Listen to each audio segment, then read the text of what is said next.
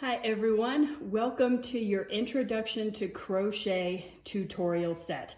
So this will be a series of crochet videos that will teach you all of the stitches, all of the knowledge, all of the techniques that you will need if you are brand new to crochet. If you crocheted earlier on in life and forgot all about it, this will be a great refresher. Whether or not you have any previous knowledge, this set of tutorials is going to help you build up your technique and your knowledge to the point where we will make this beautiful granny square right here. I wanted to pick a granny square or a finished project that you could use to make multiple other projects. So once you learn to make this granny square, you can make this into a scarf, make a bunch of these squares, sew them all together, make a scarf, make a blanket. You can make a ton of stuff. There's tons and tons and tons of options. If you Google online for granny square projects, I've seen people make shirts out of them, tote bags out of them. You can make a ton of stuff just by learning how to make this square. So that will be the point of this set of tutorials. We are going to start at the very beginning, and I mean very beginning. I mean how to pick a crochet hook, how to pick yarn. That's the basics. That's where you need to start. You need a hook, you need a yarn, and we will learn how to pick the right yarn for your hook and vice versa. And then we will start in with all of the techniques that you're going to need to make this granny square. So that's going to include setting up your foundation chains, how to do single crochet, half double crochet, and triple crochet, as well as crochet in the round. Now, if that sounded scary, don't worry. Please don't be intimidated. Anyone can learn to crochet. Anyone can do any of these techniques. My number one tip that I tell everyone who is new: practice, practice, practice, and then practice some more. And that's what's gonna get you that, I like to call it muscle memory, is that your fingers will learn how to manipulate the hook and the yarn, and it will become easier and easier the more you just, yes, practice. So we're gonna start at the very beginning. If you are brand new, walk through the tutorials one at a time. Each tutorial kind of builds on the other ones. And maybe if you are just refreshing, you may want to start at the beginning, just watch some refresher videos, and then we will all get to the point where we make this beautiful granny square. You may also want to get some stitch markers. This is more for the finished product and not really for the tutorials. So for the tutorials, we're going to get some yarn, we're going to get a hook. As we make the granny square, you may want a stitch marker. More about that in a previous or in one of the tutorials. Even if you just have one of these safety pins that kind of looks like a light bulb, that would be great. And that's all you need to get started. And I promise you guys, anyone can do this. Anyone. You just have to practice. Give yourself some space and give yourself the permission for things not to be perfect the first time around. The more you do this, the better and better the outcome will look. So definitely practice. Let me know what you think of this set of tutorials and work your way through. You can tag me. I'm Liz at Different View Designs. I would love to see your finished products. I'd love to see what colors you pick and what you end up making out of these granny squares. And let me know what you think about the tutorial set.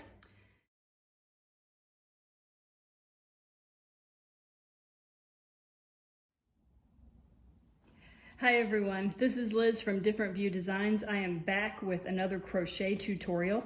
This tutorial is all about finishing your piece. So we're going to be talking about weaving in our ends and blocking our final piece today. So what you're going to need, if you haven't watched the other tutorials, you may want to catch up on those because we're going to start with a finished swatch here. This is just a little rectangle that I made out of some single crochet and double crochet, but I wanted a piece here to show you how to finish up everything. So it doesn't really matter how big your swatch is. This will apply no matter what. First thing we're going to do is we're going to talk about weaving in our ends. So what you're going to need for this, you're going to need a pair of sharp scissors, and you're going to need a tapestry needle. So this needle is bigger than a regular sewing needle. You can see, if I bring it up close, the eye is pretty big. So this one, you just need to make sure that you have a needle that's big enough so that you can fit the yarn through the eye of your needle. That's what we're looking for. So we take our finished piece. Now you can imagine if I just had been finished crocheting this, I would have this final loop. So what you're gonna do with this final loop is to finish off that final loop right here, is you're just gonna pull it. So this is the end right here, and you're just gonna take this loop and pull it through. So you can see that kind of created that final stitch at the end is now finished off. Okay, so now we have the end that we started with and the end that we finished with, and we need to take these ends and weave them into the work so they're not sticking out. This applies for any kind of project or garment that you're going to make. If you are making a larger piece, then you may end up with multiple of these yarn ends, especially if you're switching colors or making something large enough that you have to use multiple skeins of yarn. You're gonna have multiple ends that you have to weave in, but this technique works for anything that you're gonna be doing. You just have to repeat for the number of ends that you have. So we'll talk real quick about right side and wrong side. This piece that I made looks pretty similar on either side. If you're working with a pattern, the pattern will tell you what is the right side and what is the wrong side. And then we want to make sure that we are weaving in our ends on the wrong side of the work. So if we do it right, the ends won't show, but we just want to make sure that whatever is the outside of the piece, whatever everyone's going to see when you wear it or use it, that the ends are on the opposite side. So first thing we're going to do is we're going to start with our needle, and we're going to thread our yarn into the eye of our needle. My technique that I like to use for this, I'm actually going to start with the slightly longer end. Instead of trying to like smush the ends of the yarn into the needle, you see how that yarn end is just kind of like fraying and getting crazy. So I like to fold it over. So folded it over the needle, pinch it really close to the end and slide it off. So now what I've done is I've pinched the yarn. You can see the yarn end here, and I've got a folded piece pinched between my fingers. And then I take that folded piece and push it through the eye of the needle and then pull it all the way through. Whatever technique you want to use is totally fine. That's just the technique that I use. So once you've identified the right side and the wrong side of your piece, I'm going to go over here. You're going to take this needle and I'm going to pull this to the back of the work because I've decided that this is my wrong side. And all we're going to do is pull this needle through horizontally through the stitches to disguise the end. So you can see here, this is a row of single crochet stitches that I made. And you can see the stitches here. All I'm gonna do is pull my needle kind of through those stitches. I just did 3. You can pull it through, pull. Right. I might do a couple more. So just moving horizontally across the stitches, just like that. Nice. And then all you got to do is cut your yarn. If you really wanted to be super secure, you could go back down to the next level and run it through, again, the opposite direction. I've got some double crochets here, so you kind of have to weave your yarn down this double crochet and back across. So if you want to be super secure, just go ahead and pull it through a few more. Make sure the piece is lying flat, and then you'll cut your end close to the work. Make sure you don't cut any of your stitches because that would be tragic. And there you go. One end, if you can see, like there's some little fibers right there. I'm just gonna kind of pull so that they go into the work. All right, I'll show you that again with the other yarn tail. So I'm gonna fold my yarn over, pinch the folded end, push it through the eye, and bring this back here. And start to weave it horizontally through these stitches here.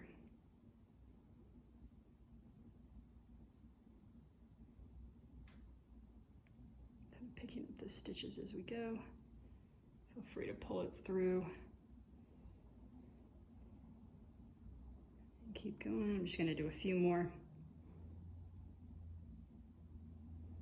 Now remember, this end was the beginning end. We started it with a slip knot, so there's actually a knot in your yarn here, so we don't have to worry about it unraveling as much.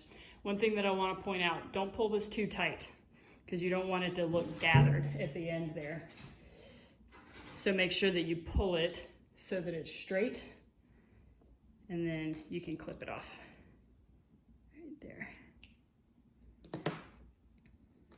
All right, there you go.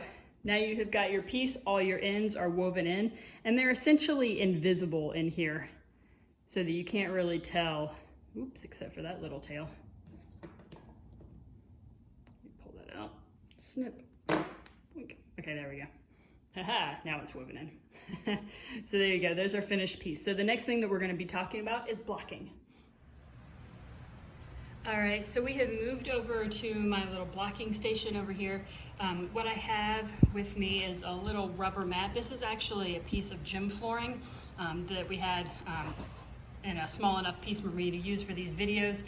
There's a lot of blocking mats online if you would like to go grab your own. Basically, it's kind of a rubbery, squishy mat that you can stick pins into to hold your piece down while we are blocking it. So blocking mats come in bigger shapes than this. This one I cut down to make sure that it was the size I needed for the video, but check online.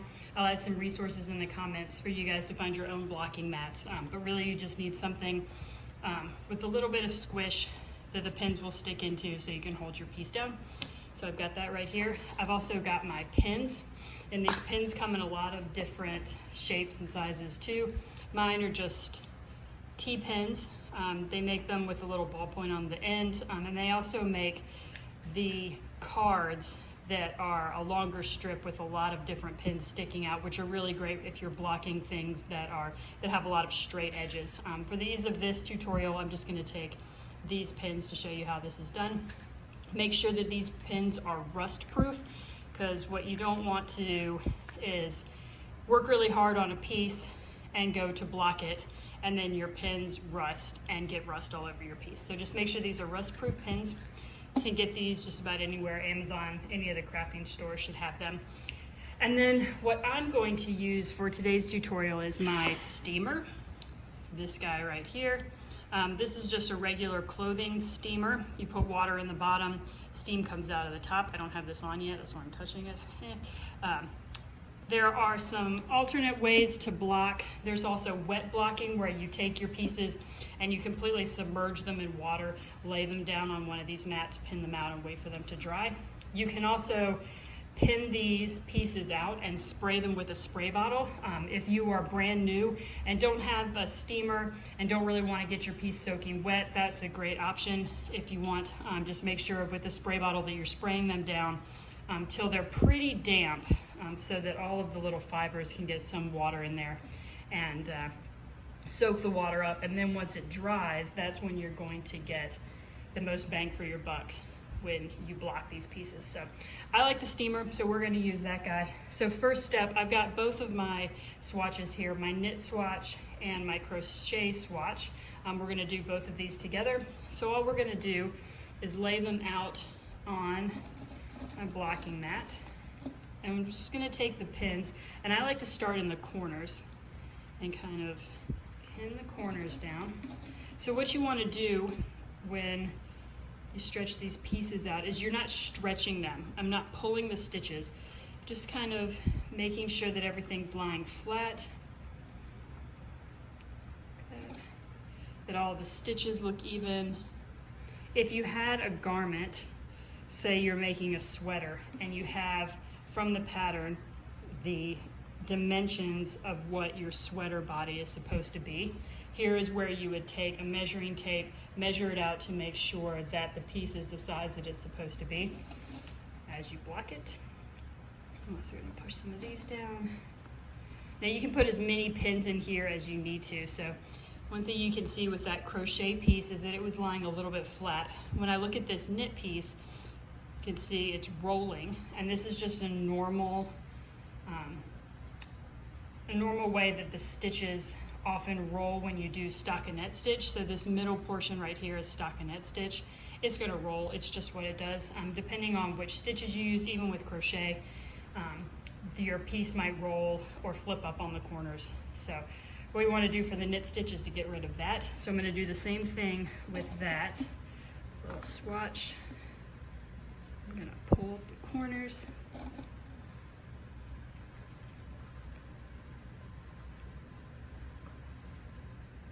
Just pulling all of those stitches out so they fan out nicely.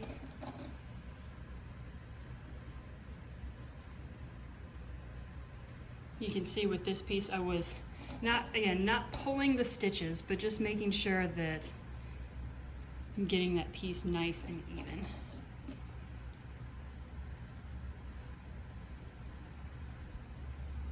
So there you go. They're the little blocked out pieces. See, I've laid them flat, nice square edges. You can see my cast on edge there is a little bit loose, and that's because I was using a larger needle for the tutorial set. The blocking won't get rid of that, but what it is going to do is it's going to make this area lie flat.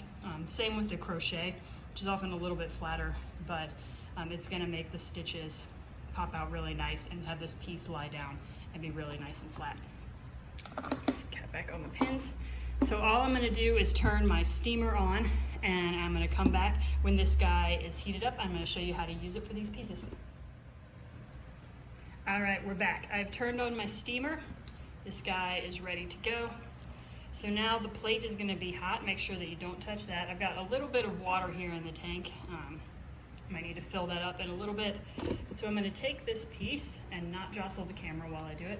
It's got a little trigger on the bottom here, so all I'm gonna do is steam these pieces. And I've gotta be careful when I steam them. You never want the metal plate of your steamer to physically touch the yarn. So we always wanna keep it maybe like an inch or so above the yarn, because what happens, especially if you're working with acrylic yarn, is that the steam and the heat can actually melt the yarn if you touch this metal plate directly to your piece. So you want to keep a little distance there. I'm actually gonna turn my piece, it's got a little trigger here for the continuous steam, so I'm gonna turn that on. I'm just gonna steam these pieces. If you have a bigger piece, you can really get your steamer like in between the pins here. I might have to hover just over mine, but you can get pretty close, so within an inch or so. So I'm gonna turn this guy on and steam both of these pieces down.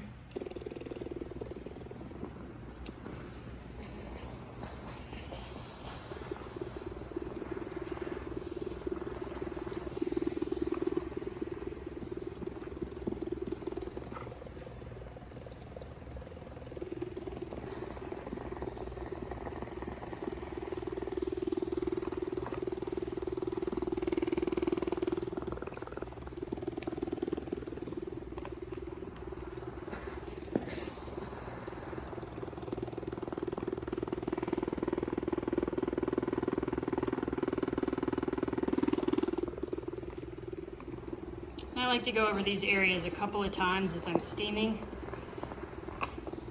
If you ever want to check, you can always just lift this up, give it a little touch. It should be warm to the touch, and it should feel a little damp. So if you're not getting that damp feeling, keep steaming.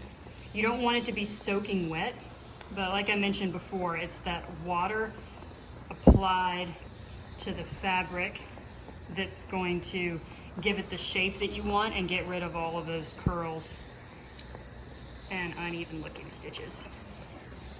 Let's try that. Yep, that feels pretty good. So these are really small pieces, so they steamed up pretty quick. If you have a larger piece, if you're making a garment, then obviously this is going to take a little bit longer. So all we're going to do now is let these pieces sit right here, and we're going to let them dry. We're leaving all of the pins in here, and once these pieces are dry to the touch, I'm going to come back. We're going to take the pins out and see how they look. All right, so my pieces are feeling pretty dry here. I've let them sit for a little bit. The amount of time that you are going to have to let your pieces sit is going to depend on how dense the fabric is that you've designed, how big the piece is, and some other factors. So just make sure you give it a little test, make sure that it feels pretty dry. I'm going to open up my pin box, and all I'm going to do is take the pins right out of there, one at a time.